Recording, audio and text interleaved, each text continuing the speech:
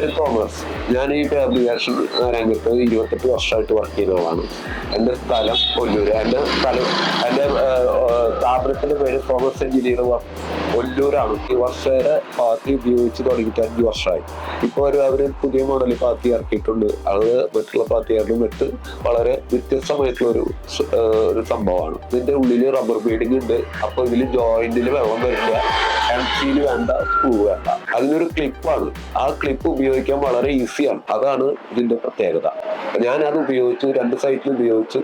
അപ്പോൾ അത് എനിക്ക് സക്സസ് ആയിട്ട് തോന്നി. അതുകൊണ്ട് ഞാൻ തുടർന്ന് ഇവരുടെ ഈ വർഷേരെ പാത്തി തന്നെയാണ് ഉപയോഗിക്കാൻ തീരുമാനിച്ചിരിക്കുന്നത്. വളരെ ഫ്രീ ആയിട്ട് നമുക്ക് ചെയ്യാൻ പറ്റും. അപ്പോൾ അതുകൊണ്ട് ഇത് വളരെ ബെറ്റർ ആണ്. അതാണ് എൻ്റെ അനുഭവം.